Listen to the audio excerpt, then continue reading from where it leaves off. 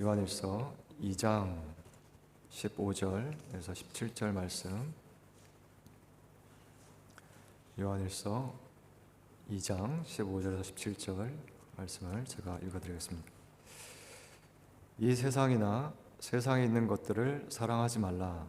누구든지 세상을 사랑하면 아버지의 사랑이 그 안에 있지 아니하니, 이는 세상에 있는 모든 것이 육신의 정욕과 안목의 정욕과 이생의 자랑이니 다 아버지께로부터 온 것이 아니요 세상으로부터 온 것이라. 이 세상도 그 정욕도 지나가되 오직 하나님의 뜻을 행하는 자는 영원히 거하느니라.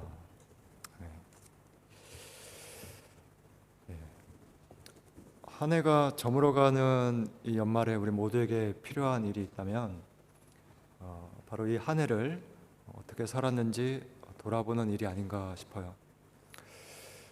하루를 살고 또 하루를 돌아보지 않으면 똑같은 하루를 반복하게 될 가능성이 크듯이 한 해도 그렇습니다. 근데 하루를 잘 돌아보지 않는 것처럼 한 해도 돌아보지 않고 그저 한 해, 두 해 세월을 흘려보내는 경우가 많습니다. 더구나 지난주와 같이 국가나 사회가 혼란스러워지면 마치 이대로 있으면 안 될 것 같은 그런 마음이 들기도 하죠. 여러분은 어떻습니까? 여러분은 이번 한 해 여러분 인생에 꼭 필요한 그런 성장과 변화를 이뤘습니까? 우리가 하나님의 자녀, 어떤 신앙인으로만이 아니라 그분이 창조하신 한 사람으로서 그 인생을 살아가면서 이뤄야 할 건강한 성장과 변화를 위해서는 반드시 살펴봐야 할 문제가 있습니다. 그게 바로 우리 안에 자리한 욕망의 문제예요. 조금 전에 읽은 이 본문은 우리가 요한일서라고 부르는 편지에 이제 기록된 내용이죠. 자, 이 편지는 사실 이 역사적인 배경을 파악하기가 어렵습니다. 왜냐하면 이제 우리가 자주 살펴보는 바울의 편지들과 달리 이 편지는 어떤 그 구체적인 그러니까 어떤 특정한 지역에 있는 이 교회의 어떤 구체적인 상황을 다루는 그런 편지가 아니기 때문이에요. 그러니까 딱히 이 연대를 추론할 만한 단서가 없다는 거죠. 그래서 간혹 그 요한일서 이렇게 보면은 예수님의 성육신, 그러니까 하나님이 이 사람의 육신을 입고 이 땅에 오신 사실을 부정하는 그런 가르침을 이제 경계해요. 그래서 이렇게 영적인 세계는 신비롭고 육신이나 이제 물질은 천하다고 보는 헬라의 이원론이나 영지주의 사상이 배경이 아니냐라는 이런 견해가 제시되곤 하는데요. 사실 이에 대해서도 이 연대 문제 때문에 이견이 있습니다. 의견이 분분해요. 자, 그러나 이제 교회 역사에서 이어져 온 전통적인 견해를 따른다면 요한일서는 예수님께 사랑받던 제자인 사도 요한이 보낸 편지로 여겨집니다. 그러니까 그의 인생 말년에 에베소에서 이제 기록된 편지가 아닌가 이렇게 추정을 해요. 그래서 성경의 여러분 마지막 책도 이제 요한계시록이라고 우리가 이제 부르는데, 자, 이 책을 보면요, 이 책도 그 소아시아라고 하는, 그러니까 지금으로 치면 터키 지역입니다. 터키가 있는 거기에 이제 에베소가 있는데 그 소아시아에 있던 7 교회에 보내는 편지였어요. 요한계시록이요. 근데 그 7 교회 중에 첫 번째로 언급되는 곳이 에베소입니다. 그래서 이 에베소는 그 소아시아 지역에서 수도였고요. 이 당시에 이미 인구가 한 30만에 달했다고 해요. 엄청난 대도시죠. 1세기였는데요. 그래서 여러분 그 로마의 제국은 이제 광활한 이 영토를 차지했는데, 그래서 이미 로마나 또 알렉산드리아 그리고 안디옥과 더불어서 이 에베소는 이 제국에 손꼽히는 도시였습니다. 그래서 역사적으로 여러분이 도시의 어떤 그 발전 이 양상을 보면은 역사적으로 급속도로 발전하는 그러한 도시들은 항구 도시인 경우가 많아요. 그래서 현대 도시 가운데는 대표적으로 뉴욕이 그런 케이스죠. 왜냐 항구는 사람들이 몰리고 그렇죠, 물자가 몰린단 말이에요. 그러니까 이제 다른 이제 그렇게 이 뭔가 인구의 유동이 그 정도로 이렇게 일어나지 않는 도시에 비하면 굉장히 빠른 속도로 발전하는 겁니다. 자, 그렇게 성장한 도시인데 이 에베소 하면 또 빠지지 않는 게 뭐냐면 여러분 한번 들어보셨을 것 같은데 고대 세계 7대 불가사의가 있어요. 거기에 속한다고 하는 아르테미스 신전입니다. 이 신전은 여러분 그 아테네에 이제 파르테논 신전 있죠. 그 신전보다 훨씬 더 컸다 그래요. 엄청난 규모였어요. 그렇기 때문에 이 당시에 이미 세계 국제적으로 많은 방문객을 에베소로 끌어모읍니다. 그리고 그 방문객을 대상으로 해가지고 이 아르테미스 여신의 그 신상을 만들어서 판매하는 산업이 엄청나게 융성하게 일어났어요. 그래서 사도행전에 이제 기록될 정도죠. 그래서 이 아르테미스 신전이 실제로 사도행전에도 보고가 되는데 거기서 이제 큰 여신 아데미의 신전 이렇게 언급이 됩니다. 그러니까 이러한 이제 그 종교 산업 그런 형상을 만들어서 파는 이러한 산업이 이제 발전한 도시인데요. 이러한 형상이나 우상은 이제 고대 세계 어디에서나 이제 피할 수 없었는데 이 에베소는 더했다는 거죠. 자, 그래서 만일 전통적인 견해대로 요한이 에베소에 머물면서 이 편지를 기록한 게 맞다면 왜 이런 끝인사를 남겼는지도 이해할 만합니다. 자녀들아, 너희 자신을 지켜 우상에게서 멀리하라.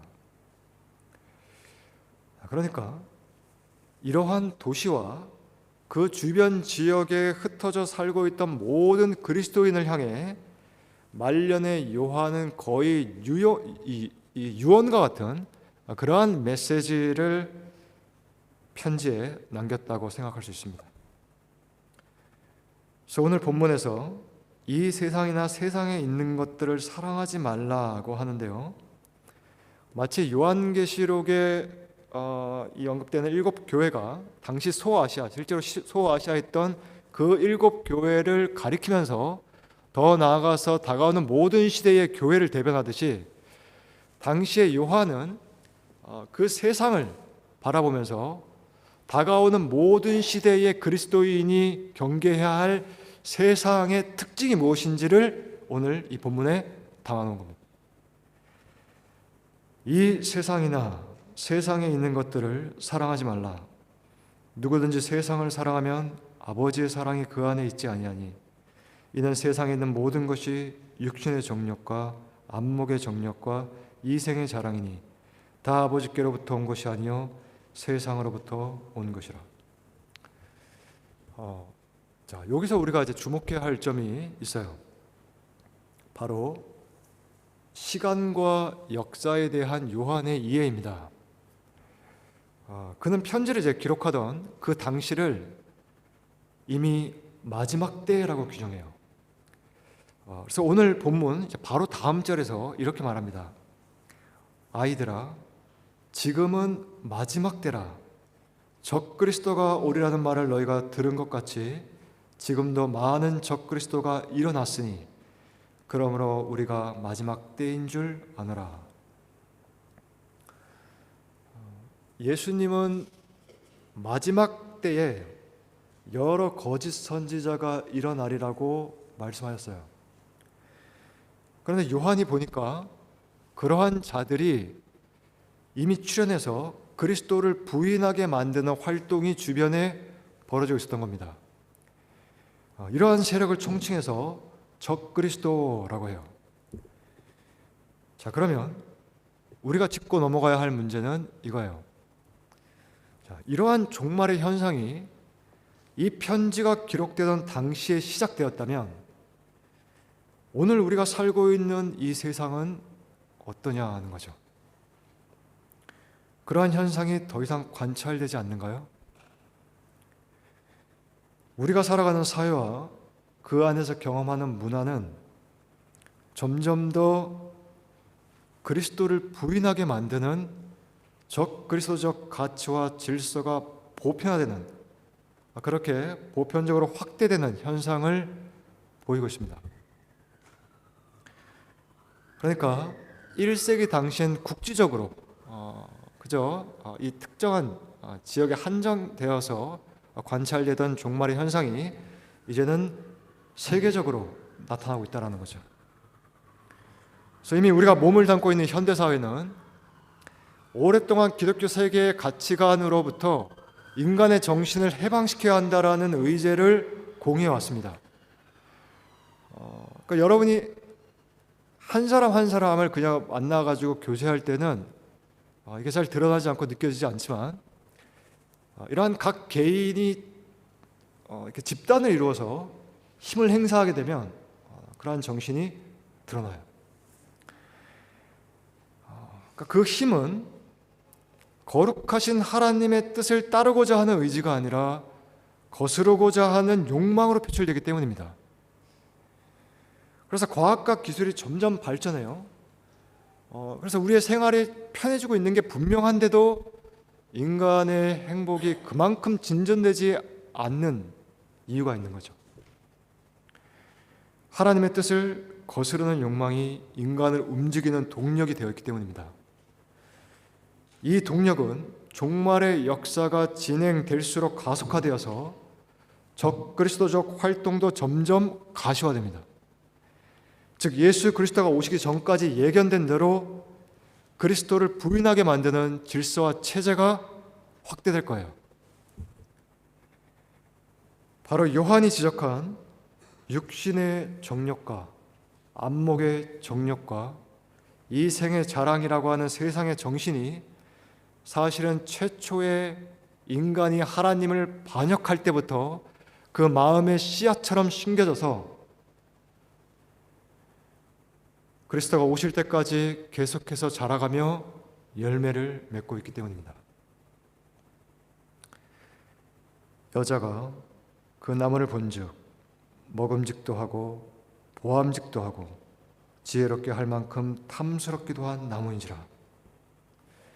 맛볼 수 없는 열매가 먹고 싶고 금지된 열매가 보기에 좋아 보이고 심지어는 죽음을 예고하는 열매가 도리어 지혜를 준다고 여겨집니다. 곧 사람의 마음에 육신의 정욕과 안목의 정욕과 이생의 자랑이 일어난 거죠. 이렇게 해서 사람의 마음에 하나님의 뜻을 거스르는 욕망의 씨앗이 심겨지게 된 겁니다. 바로 이 욕망이 사람을 움직이는 동력이 되어서 세상은 그 동력을 부추기는 방향으로 나아가고 있는 거예요.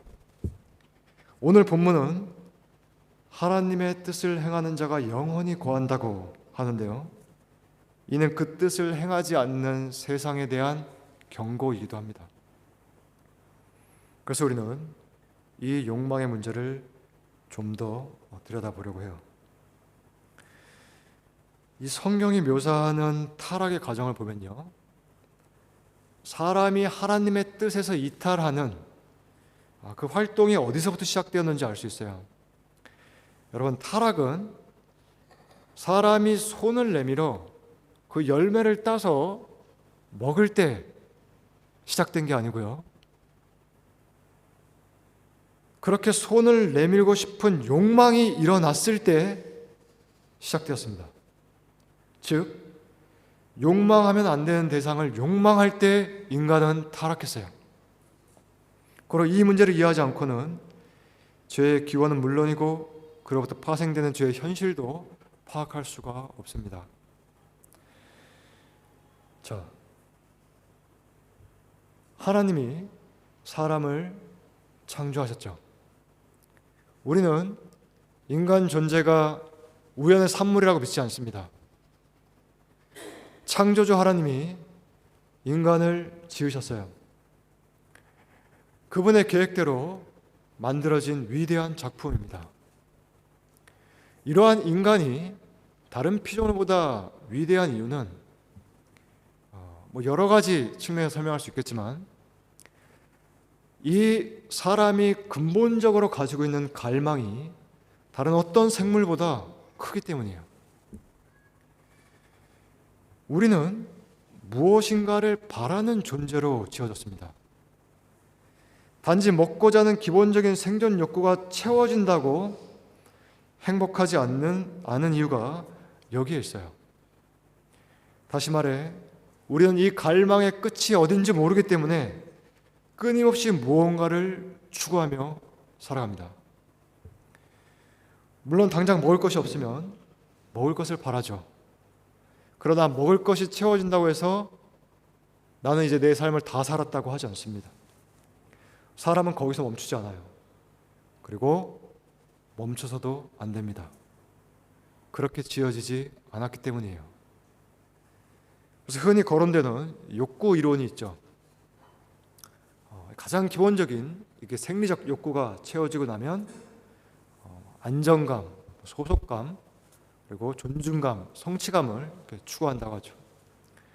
이러한 단계나 과정에 대해서는 이견이 있을 수 있지만 인간이 가장 기본적인 욕구가 충족된다고 해서 만족하지 않다라는 사실에 대해서는 이견이 있을 수가 없습니다.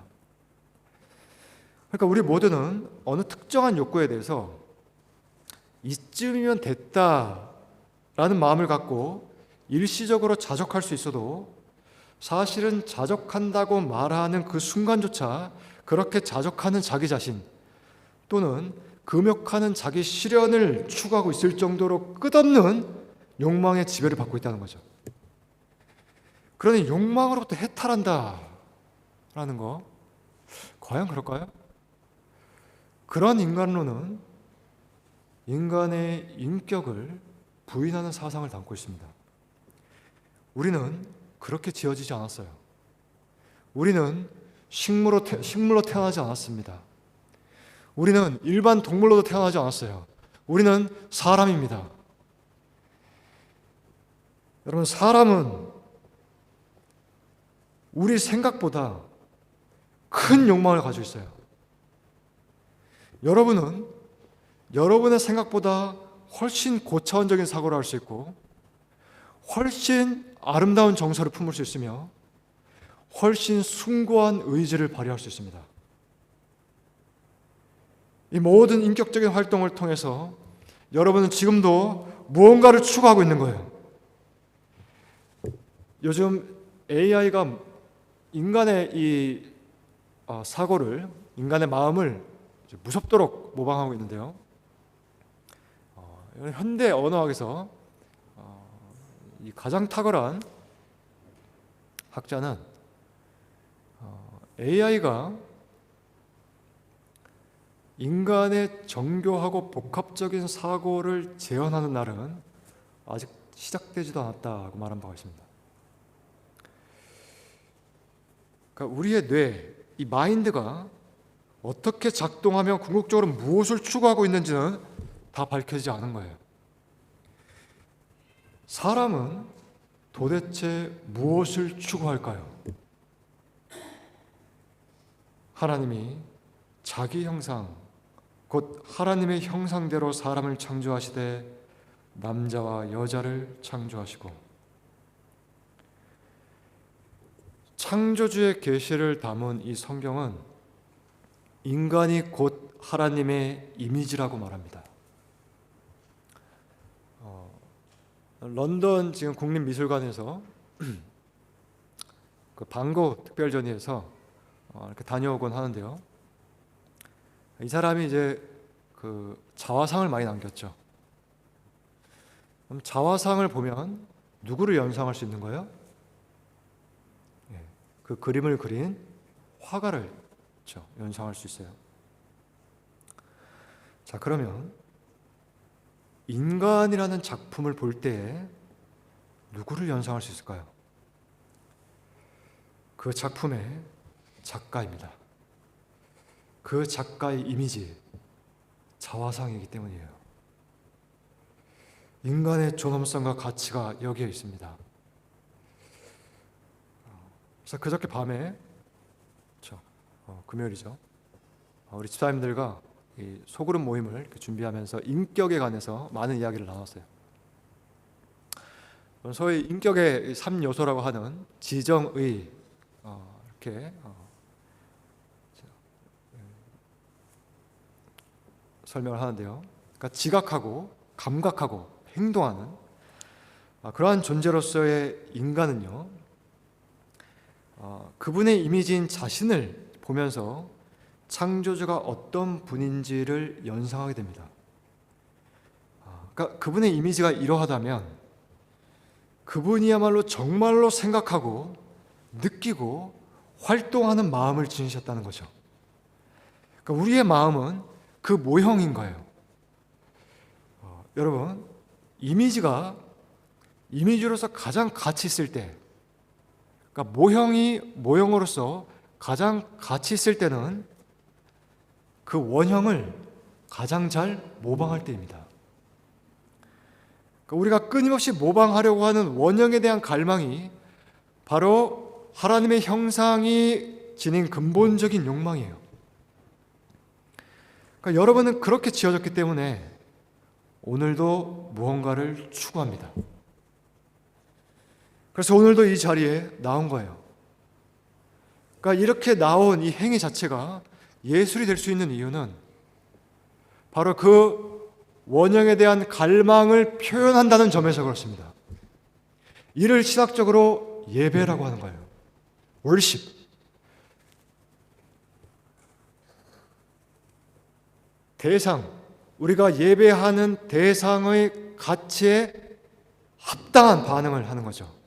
이게 예배입니다. 그러니까 말을 바꾸면 그 영원한 가치를 추구하는 욕구가 없이는 예배할 수 없어요. 이를 우리가 욕구라고 하지 않고 갈망이라고 표현할 뿐이죠. 그러니까 이런 설교를 준비하는 일도 때로는 즐겁고 때로는 고통스러워요. 근데 그 이유가 생각해 보니까 여기에 있더라고요. 그러니까 인간의 생각으로는 도저히 가 닿을 수가 없는 그 절대자에 대한 목마름 때문입니다. 그 원형을 추구하는 갈증 때문이에요. 그러니까 이런 짧은 본문 안에 그러한 갈망을 담아내서 얼마나 좌절하게 되는지 모릅니다. 그렇다면 오늘 이 말씀은 왜 육신의 정욕을 경계하라고 하는 걸까요? 우리 신체가 가진 기본적인 욕구를 부정하라는 걸까요? 단지 먹고 자는 걸 문제 삼는 걸까요? 금욕하면 다입니까? 그러면 끝나는가요? 이 정욕은 그냥 인간의 몸이 가진 기본적인 욕구를 가리키는 게 아니에요. 이렇게 지으셨는데 어쩌라는 말이냐고 반박하면 안 된다는 겁니다. 이는 창조주가 주신 본연의 욕구를 가리키는 게 아니에요. 이렇게 말을 하죠. 다 아버지께로부터 온 것이 아니요 세상으로부터 온 것이라. 하나님이 아니라 이 세상이 우리 안에 일으키는 욕구가 있다는 겁니다. 그래서 처음에 에베소의 우상을 언급했지만 하나님을 떠난 사람들의 실상이 어떠한지를 보여주는 구약 역사를 보면 그러니까 여러분이 아침에 이 말씀 묵상을 들어보면 귀가 따갑도록 반복되는 역사가 있는데요. 바로 우상 숭배와 음행의 문제입니다. 그러니까 실제로 고대 사회 신전에서 행해졌던 의식을 보면 성행위로 제의를 하는 경우가 많았어요. 이게 도대체 무슨 관련이 있는 거냐? 왜 우상 숭배와 성행위냐고 물을 수 있지만 이는 단지 다산과 풍요를 비는 차원을 넘어서 그 행위 자체가 신과의 결합을 의미한다고 보았기 때문입니다. 이런 차원에서 이교 풍습을 제거하는 일이 가나안 땅에 들어간 이들에게 주어진 사명이었죠. 창조주 하나님은요, 인간의 육신을 지으실 때 그 몸으로 느낄 수 있는 가장 큰 기쁨을 남자와 여자가 성을 나누는 이 연합을 통해서 경험할 수 있도록 디자인하였습니다. 이 말은 디자이너가 거기에 그 정도로 큰 의미를 담아 놓으셨다는 거예요. 그냥 그렇게 만드신 게 아니고요. 한번 생각해 보세요.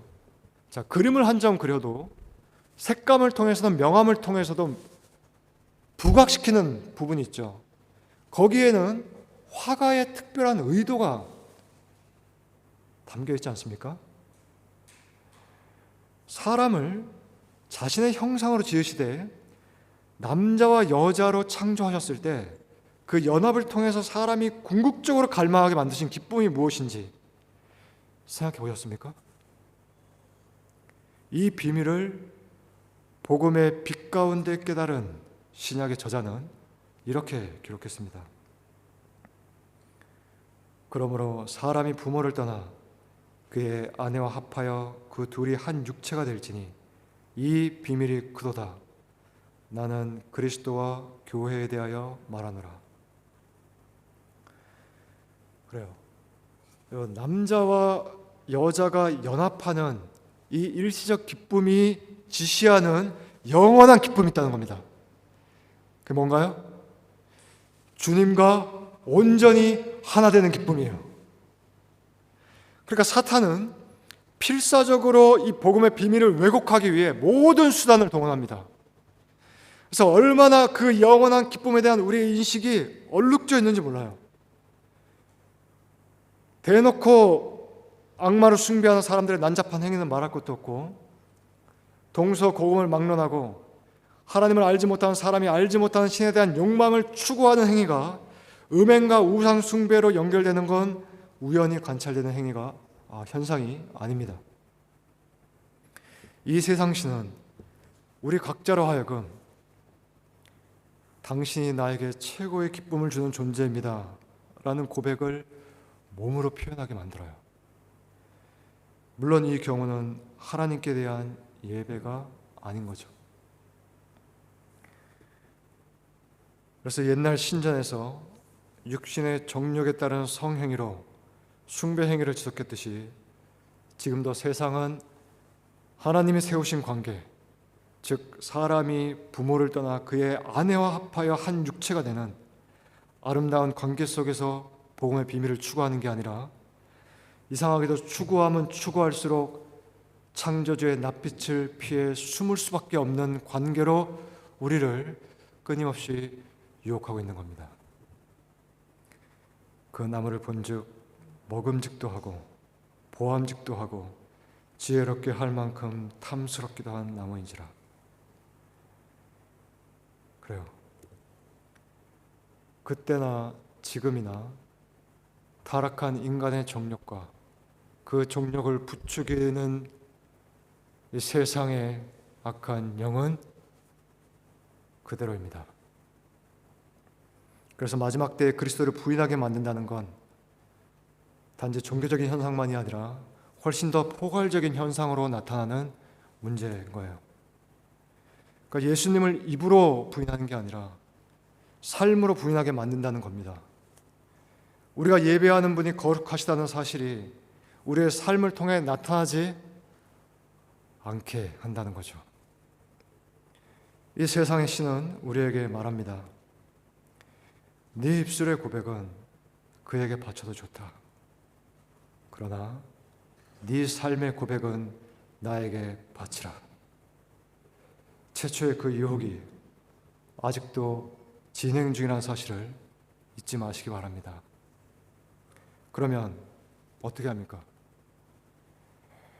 이 세상에 너의 기쁨은 나에게 있지 않냐? 너는 나를 벗어날 수 없으니 너의 육신으로 나를 숭배하라고 유혹해 올 때 어떻게 합니까? 도대체 우리는 어떻게 할까요? 하나님의 은혜로 도망쳐야 합니다. 타락한 인간의 정력도, 그 정력을 부추기며 세상에서 활동하는 자도 그대로지만 우리를 위해 싸우시는 창조주 하나님이야말로 어제나 오늘이나 영원토록 동일하신 분입니다. 우리는 혹 실패하고 넘어져도 그 사랑은 여일하게 불붙고 있으니 유혹에 끌려가는 우리를 긍휼히 여겨 세상에 뛰어드신 그 사건을 요한은 이렇게 말합니다. 하나님의 아들이 나타나신 것은 마귀의 일을 멸하려 하심이라. 이 싸움이 어떻게 일어나는지 다시금 그 은혜의 성루에 한 계단 한 계단 올라가서 보게 되는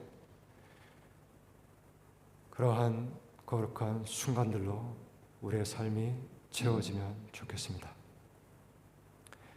기도하겠습니다.